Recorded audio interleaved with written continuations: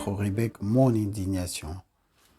Là, nous sommes tombés sur l'interview du docteur Denis Mukwege, candidat aux élections cauchemardesques et chaotiques qui risquent de prendre place en République démocratisée du Congo. Et nous sommes tombés sur cette interview que nous allons suivre tous ensemble. Mais avant Tokende Kolandayango, je préfère vous dire que souci Nangezeli Yakumona vraiment que il y aura déjà ce qui est élection Kozala, il y a des candidats malheureux. Oyo, il faut le là, dans mon indignation. Pasteur Ngalassi, qui va faire la honte de son Dieu et qui fera voir à tous les crétins, les chrétiens, voulais-je dire, que Basambela Nzamba Lukuta, Nzamba ko la Moussa, Tata Mobimba Ndenge Wanate, Atinda Yakoma président, il y a République démocratisée du Congo, n'a pas élection aussi chaotique, biaisée et cauchemardesque. Et de deux, le docteur Denis Mukwege que je soutiens, pas comme candidat, comme patriote, car il a montré son patriotisme, héroïsme dans ce combat que nous luttons depuis près de 5 décades environ. Et il y aura aussi peut-être le président élu sortant, Martin Fayulu, et simplement parce que le moment a été très très mal choisi pour en ce moment, le combat où les élections vont se dérouler entre Félix et Moïse Katumbi. Et je reviendrai sur mon indignation pour que nous puissions vous faire voir que Félix, l'UDPS, sont en train de soutenir Moïse Katumbi indirectement. Pour Bango Nyonso Bazali ba candidat, il y a des étrangers. Et Félix le reconnaît. Elle le sait qu'il est candidat des étrangers. Tolandanan, docteur Mukwege. Un invité exceptionnel ce matin, prix Nobel de la paix en 2018. Il est gynécologue en République démocratique du Congo, mais on le surnomme l'homme qui répare les femmes parce que l'un de ses grands combats est de dénoncer les violences sexuelles comme arme de guerre dans son pays. Bonjour Denis Mukwege. Bonjour. On a la chance d'être avec vous depuis Bukavu, votre ville natale tout à l'est du pays, un endroit ravagé par la guerre depuis des décennies, là où vous avez votre clinique, l'hôpital de Panzi. Et tout ça explique la liaison technique un peu fragile pour cet entretien. Vous êtes, Denis Mukwege, mondialement renommé pour votre activité de médecin, votre combat contre les violences sexuelles. Pourquoi avoir décidé de vous lancer dans l'élection présidentielle du 20 décembre prochain ? Notre pays connaît une guerre qui va maintenant durer 3 décennies et pendant plus de 15 ans, j'ai fait des plaidoyers à travers toutes les organisations de droits de l'homme de par le monde pour essayer de mettre fin à l'utilisation du viol comme arme de guerre. Aujourd'hui, la guerre qui se passe au Congo, c'est pas sur le corps des femmes, mais ce sont les femmes et les enfants qui payent les lourds tributs. On ne voit pas comment on peut terminer ces violences si on ne s'attaque pas à ces piliers qui est le pilier le plus important, lutter contre l'impunité. Et je crois que ça fait partie des motivations pour pouvoir lutter contre ce qui se passe dans notre pays depuis maintenant 3 décennies. Et je vous cite, depuis 1885, depuis que Léopold II de Belgique s'était approprié le Congo, depuis 1885 à ce jour, les Congolais n'ont jamais choisi leurs dirigeants. Ce sont vos mots. On a vu l'un des slogans dans l'un de vos meetings, c'est le choix du peuple. Est-ce que vous êtes inquiet aujourd'hui pour le déroulé, pour la sincérité du scrutin ? Le processus pose problème. Et je crois que je suis parmi les candidats présidents qui ont porté plainte contre la CENI et contre le vice-premier ministre de l'Intérieur quand il s'agit de l'organisation de ces élections, puisqu'il y a des irrégularités.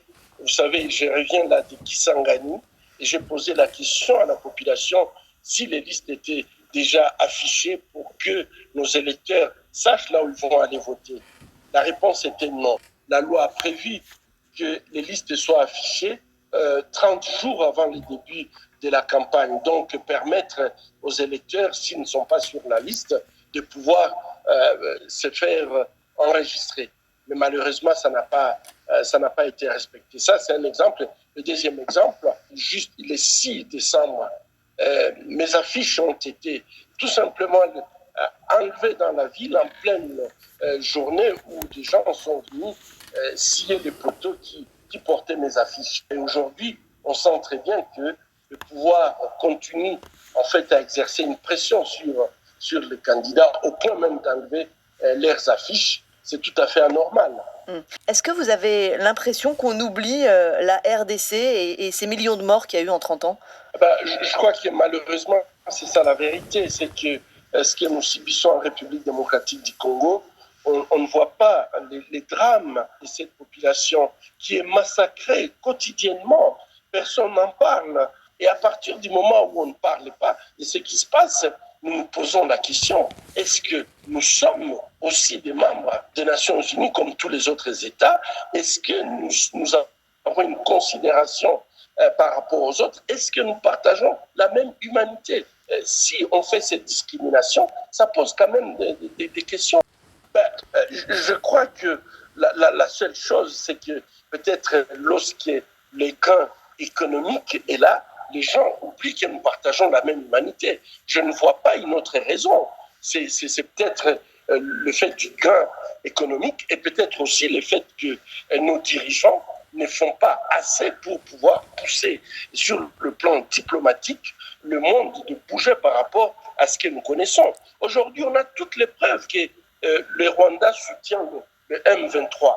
Le Rwanda est un groupe armé, membre des Nations Unies. Qu'est-ce que fait les Nations Unies pour pouvoir mettre fin à cette agression? On ne sent pas qu'il y a une volonté de pouvoir arrêter cette agression qui est conduite par un pays membre des Nations Unies. C'est la raison pour laquelle je crois que nous avons choisi de nous battre sur 3 fronts que nous considérons très importants. Mettre fin à la guerre, puisque en fait la guerre que nous connaissons en République démocratique du Congo, c'est une guerre économique. C'est à cause de ces richesses que nous sommes attaqués de toutes parts. Aujourd'hui, nous avons plus de 140 groupes armés, en fait, qui ne se battent pas pour un idéal, mais se battent pour contrôler des espaces qu'ils exploitent sans contrôle.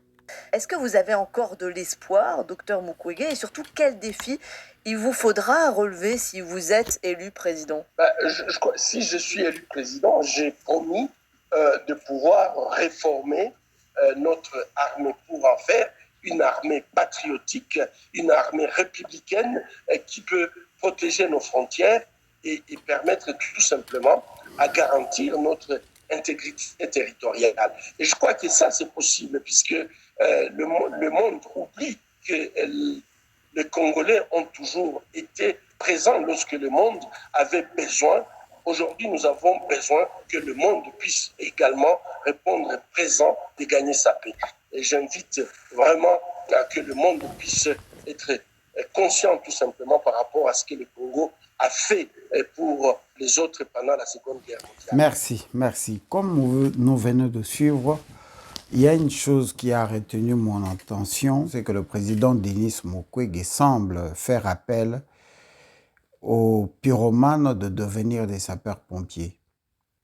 Mais aussi, en même temps, le président Denis Mukwege a l'appel à pyromanes qui ont créé cette situation dans laquelle nous vivons au Congo par ou à travers le CIAT, Comité international pour l'accompagnement de la transition, qui ont le projet de découper notre pays au profit d'Israël. Il ne l'a pas dit.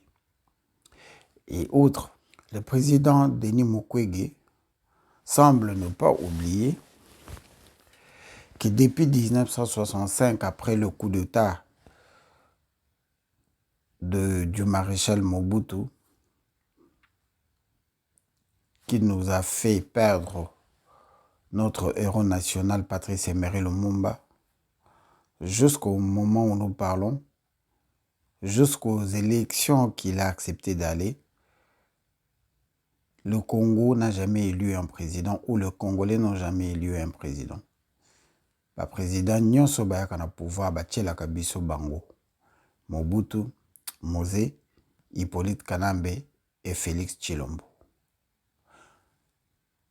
Comment bandeko nanga nyonso oyo bakei na présidence bakoki ko imaginer que un pays où depuis 1960 nanu ba tokenda ko voter to élire au président te batielaka biso et cette fois-ci Félix va accepter qu'il y ait atika place. Certes, soki atiki place et kozala na commande ya mindele oyo batiaka bango na pouvoir à travers l'association Kofi Annan dirigée par Alain Dos. Tokozonga na émission po tolakisa bino que slogan oyo UDPS ozotambusa na président na bango na bemba na bango nyonso tout candidat de l'étranger, le premier candidat de l'étranger c'est Félix. Car Félix a été nommé par Hippolyte Kanambe, un étranger, Paul Kagame Museveni, un étranger, les Américains sont des étrangers, les Français qui ont défilé au Congo sont des étrangers.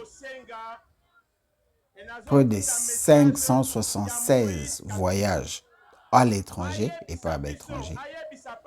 Et même pour nos avions pour organiser l'élection, en Angola et pas d'étrangers.